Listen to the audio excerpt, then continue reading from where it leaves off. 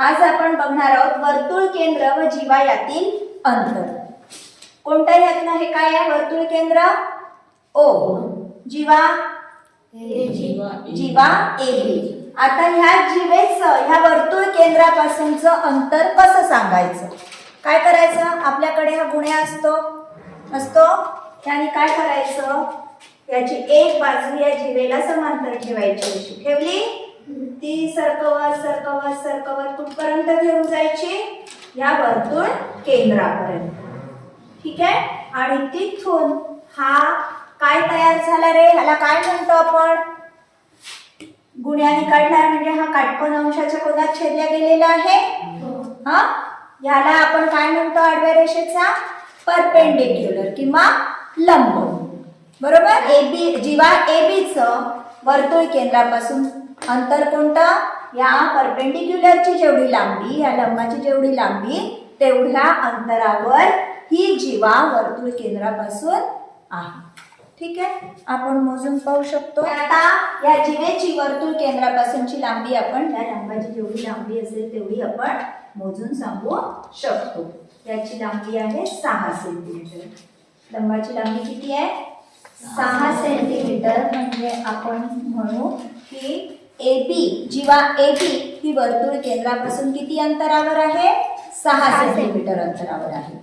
ठीक आहे. म्हणजे आपण काय म्हणणार? वर्तुळ केंद्रापासून जीवेवर टाकलेला लंब एवढे त्याचे अंतर असणार. ठीक. वर्तुळ केंद्रातून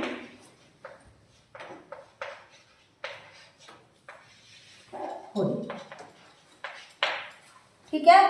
राहील लक्षात. वर्तुळ केंद्र व जीवा यांच्याशी संबंधित काही गुणधर्म. पहिला गुणधर्म आहे, आपण जो लंब टाकलेला असतो वर्तुळ केंद्रातून जीवेवर, हा लंब ह्या जीवेला काय करतो? समान 2 भागामध्ये दुभागतो.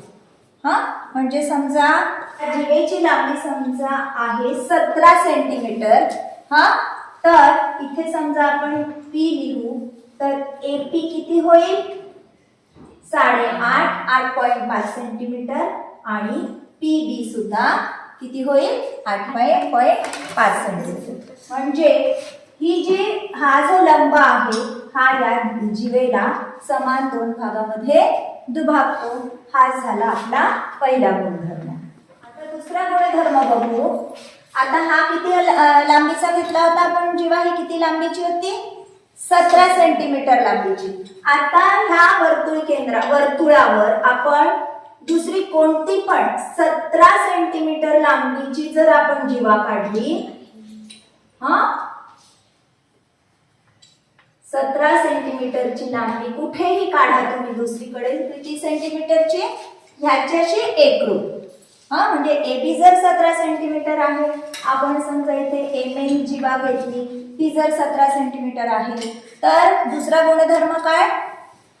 एकाच वर्तुळातील 2 एकरूप जीवांमधील अंतर, वर्तुळ केंद्रापासूनचे अंतर हे नेहमी समानच असते. ठीक आहे. बघू आपण ह्याच्यावरही आपण हे काढून पाहू लंब. असं तुम्ही परत करून पाहायचं. ठीक आहे. 2-3 वर्तुळ काढून त्याच्यामध्ये जीवा काढून तुम्ही हा प्रयोग करायचा. बघा आहे तेवढंच अंतर जेवढं याच्यात होतं. ठीक आहे. आलं लक्षात? काय दुसरा गुणधर्म? एकाच वर्तुळातील 2 एकरूप जीवांचे वर्तुळ केंद्रापासून असणारे अंतर कसे असते? समान असते. आता तिसरा गुणधर्म बघू आपण. ह्या जीवेपासून वर्तुळ केंद्राशी असलेला जो कोन असतो, केंद्रीय कोन, एकरूप जीवांपासून होणारा कोन, हे कोन सुद्धा कसे असतात? एकरूपच असतात.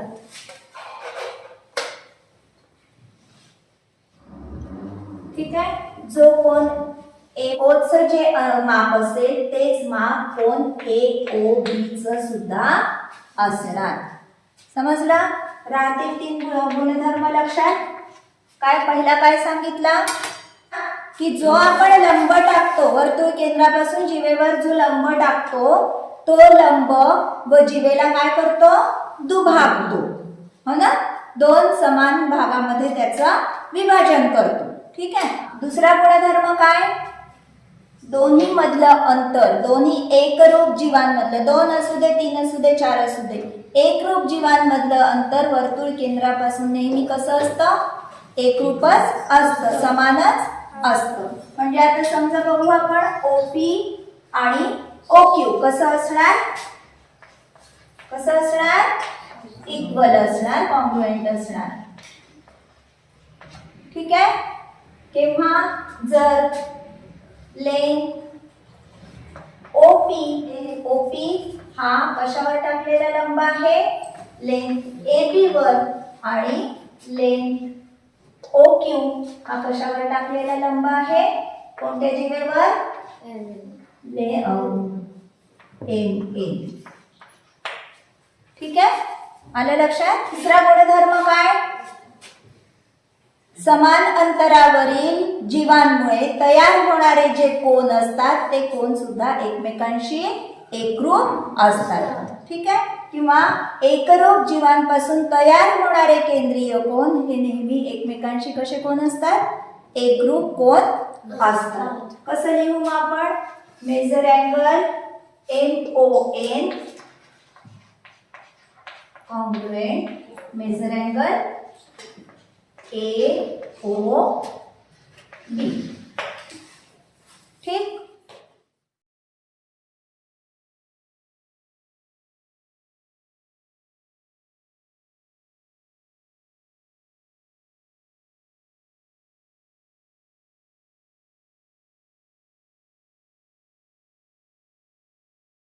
आता हे इथे आपण काही वर्तुळ काढलेले आहेत.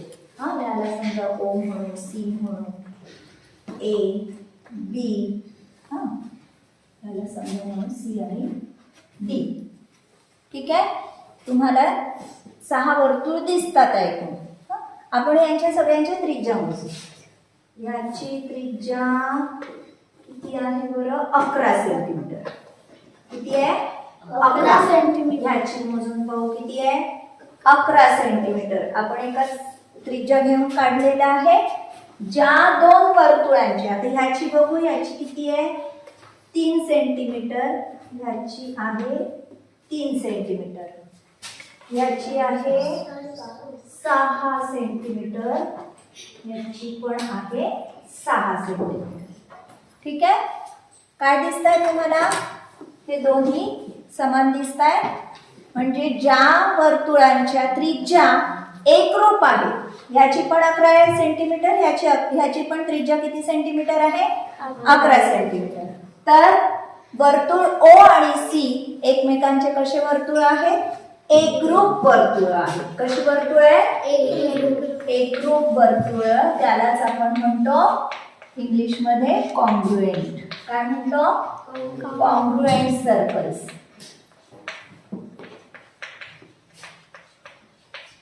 ठीक आहे. ह्याचं 6, ह्याची त्रिज्या 6, म्हणजे C आणि D ही वर्तुळ कशी आहेत, कॉन्ग्रुएंट सर्कल्स आहेत, एकरूप सर्कल वर्तुळ आहे. ह्याचंही 3 आहे, ह्याची त्रिज्या 3 आहे. हे 2 कसे वर्तुळ आहेत, एकरूप वर्तुळ. ठीक आहे. ज्या तुम्ही ह्या वर्तुळाला आणि ह्या वर्तुळाला एकरूप म्हणू शकणार नाही, किंवा ह्या वर्तुळाला आणि ह्या वर्तुळाला सुद्धा एकरूप म्हणू शकणार नाही. कशाला म्हणणार, ज्या वर्तुळांची त्रिज्या एकरूप असेल अशाच वर्तुळांना तुम्ही एकमेकांचे कसे वर्तुळे म्हणाल, एकरूप वर्तुळे आहेत. वर्तुळाशी संबंधित काही गुणधर्म. इथे बघा, ही जीवा AB आहे. या AB जीवामुळे याचे 2 खंड पडले आहे, 2 भाग झाले या वर्तुळखंडाचे, बरोबर. एक कोणता, AOB, आणि दुसरा समजा म्हणू आपण APB. ठीक आहे. एक कसा वर्तुळखंड आहे, लघु वर्तुळखंड आहे, आणि दुसरा विशाल वर्तुळखंड आहे. ठीक आहे. तर ह्या एका जीवेमुळे हे समजा वर्तुळ ह्याच्यात कोन तयार झाले कोन, समजा हा इकडे आहे, ठीक, असे तुम्ही वर्तुळ काढून पाहिजे आणि 2 वर्तुळ खंड करून पाहिजे आणि कोन काढून पाहिजे. तुम्हाला काय लक्षात येईल? मेजर अँगल AOB अधिक मेजर अँगल APB हे कसे कोन असतात, यांची बेरीज किती असते? 180 असते. म्हणजे हे 2 कोन कसे असतात? एकमेकांचे पूरक कोन असतात. माहिती आहे, पाहिलंय आपण सप्लिमेंटरी अँगल्स. काय पाहिलंय? सप्लिमेंटरी अँगल्स म्हणजे ज्या कोनांची बेरीज किती होते? 180. ठीक आहे, राहील लक्षात. असेचे 2 आपण खंड पाडले की ज्याचे अंत्यबिंदू समान आहे. बरोबर आहे. या एकाच जीवेपासून हा एक लघुवर्तुळ खंड आणि हा एक विशाल वर्तुळ खंड तयार झालेला आहे आणि त्याच्यापासून हे 2 कोन तयार झालेले आहेत. तर ते कोन एकमेकांचे कसे कोन असतात? पूरक कोन असतात. ठीक आहे, राहील लक्षात. कसं राहील लक्षात? जेव्हा तुम्ही असे अजून सर्कल काढून तुम्ही स्वतः तयार करून पाहाल, मोजून पाहाल. पहिला गुणधर्म. आता दुसरा गुणधर्म बघू. हा एक वर्तुळखंड तयार झालेला आहे. बरोबर आहे. समजा याला नाव देऊ A, B आणि C. याचं नाव बदलू. ठीक आहे. आता ह्याच्यापासून जेवढेही कोन तयार होतील, कोणत्या वर्तुळखंडातले? या ABC मध्ये A आणि C पासून जितकेही कोन तयार होतील ते सगळे कोन एकमेकांचे कसे कोन असतात? एकरूप कोन असतात. ठीक आहे. या वर्तुळखंडातील हे आंतरलिखित कोन जेवढे तयार होतील एका वर्तुळखंडातील, एका वर्तुळखंडामध्ये तयार होणारे आंतरलिखित कोन हे कसे असतात? एकरूप. म्हणून समजा हा ABC, हा AXC, हा AMC. काय म्हणू आपण?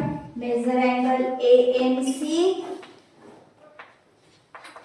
हा कशाच्या बरोबर आहे? मेजर अँगल ABC हाच कशाच्या बरोबर आहे? Major angle AXC.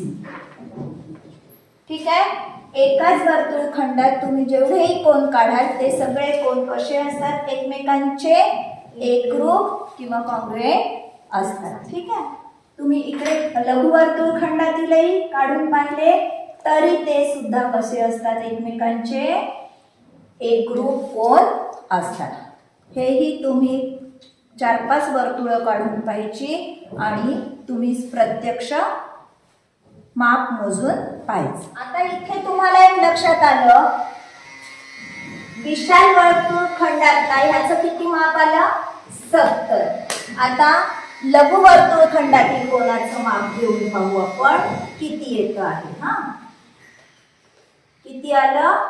90, 110. किती आहे? 110. मग काय लक्षात आलं तुमच्या? विशाल वर्तुळखंडातील आंतरलिखित कोन हा नेहमी कसा असतो? लघु कोन असतो. 70 अंश म्हणजे किती? कोणता कोन झाला? लघु कोन. विशाल वर्तुळखंडातील आंतरलिखित कोन कसे असतात? लघु कोन असतात. आणि लघु वर्तुळखंडातील आंतरलिखित कोन कसे असतात? कसं वाटलं? 110 म्हणजे कसा? कोणता कोन? विशाल.